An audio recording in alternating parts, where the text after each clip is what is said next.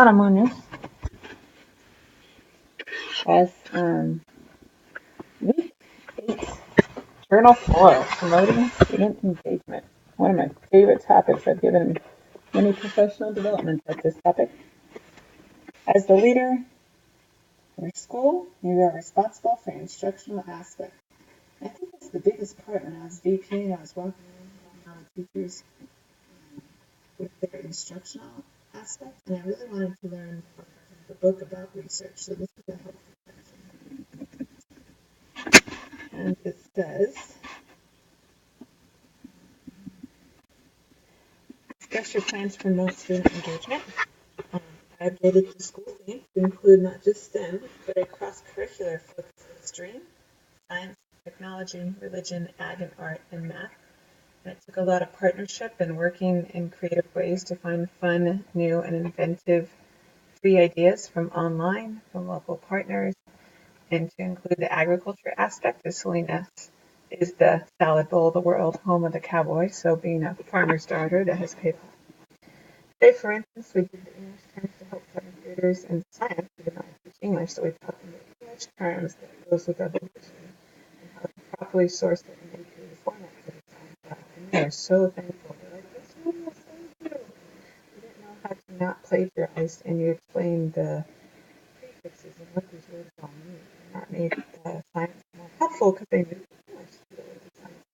A lot of my students are English learners or migrant students, like my own dad that was in Boston, so they need some background in the English terminology to understand the science. Math day, we did English terms for balancing equations in math and science. And at first, they're like, whoa, time out. How is English and math related? And I said, well, everything is a process or a system. Let me teach you, and then it'll make sense how the English helps you. I said, okay. We were a little hesitant specifically of doing multiple things in an English class, but now it's quarter 2, and they're happy that all topics are cross-curricular because they can always be doing editing or researching in English class.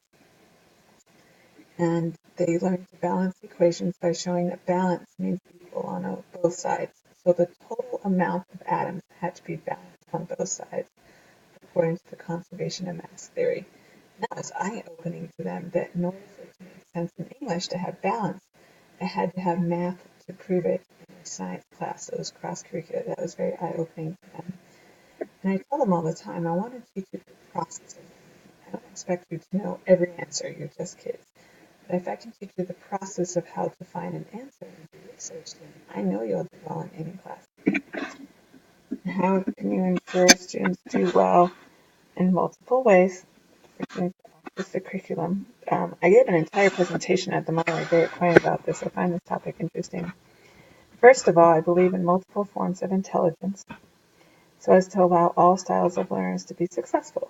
Like, not only can you write about it, can you sing about it, can you find something online about it, can you make a diorama, can you make a mold, can you do a group project? Like, let the kids come up with the project, but you come up with the objective and the rubrics. And kids love that idea. I call it student choice, teacher voice. They present me an idea, and then I approve it or help them get to a point where it's approval worthy. Also, being a special needs mom, it's crucial to have IEPs and 504 followed. That is the ideal law, but it really allows all learners to access curriculum. I teach all my students, whether they have special needs or not, how to use Google Talk to Text and Google Translate.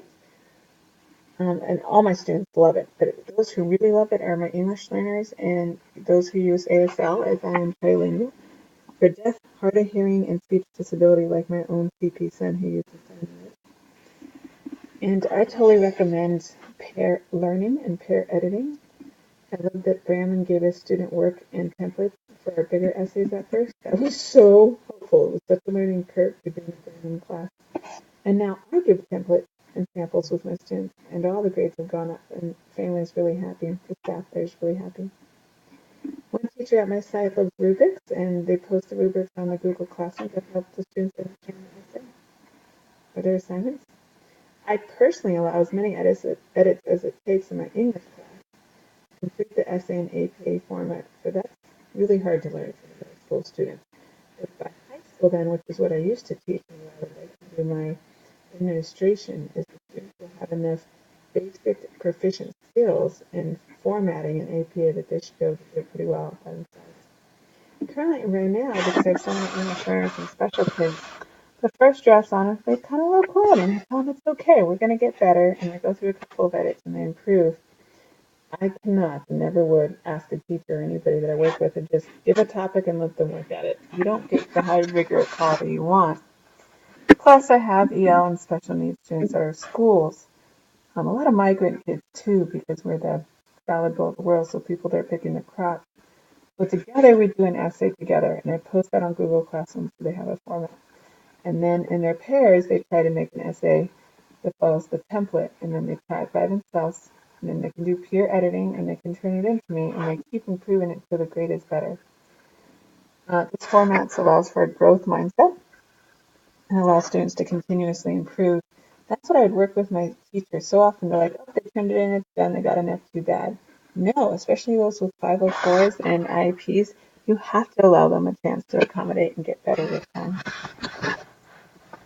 What instructional strategies would you recommend to a teacher and their low levels of engagement? I really appreciated this question. I looked it up on page 217. I think the biggest ideas is relevance and rigor. I'd include how the matter relates to pop culture, their school activities, sports, art and music, college and career, and life in their community. So often my teachers, man, staff is so smart, and they get the standards, and they are at a high level. Really, we've got to package it so it's interesting material for the current learner who lives in a fast-paced tech world. Plus, professional development that the teacher's interested in, not just, hey, you have to go do this, right? No demands. It should also be like, what are you interested in? How can I help you? I like it when I was admin, I would watch a class for a short bit so that staff could run and watch and learn from others. They said that was super helpful. Not something they got to do very often, but I highly recommend it. I think having great mentors in department meetings that align with common vision always improves student engagement. On page 218, it says when teachers use rigorous, relevant, and coherent curriculum in classroom management, student achievement increases. And I like this list. There's many parts to it, but it's very detailed, and education is very much a multifaceted item, and administrators have to be willing to accept that and work with it. And it says principals should hold teachers to high levels to develop their skills. My best admin would not accept anything but the best. And he would tell us that. I need the best, please. He would spend countless hours helping the staff through all the situations so that common vision was met, and then we received a lot of awards at the end. And then we had a higher learning capacity. It was pretty amazing. I really hope as an admin I do the same. I expect the very best from my staff, and I help them get there. I don't just, here, you need to do this. We do it together. It provides support, so relevance and rigor is available for all of our students. As admin, we need to keep the team working together to help our students be successful.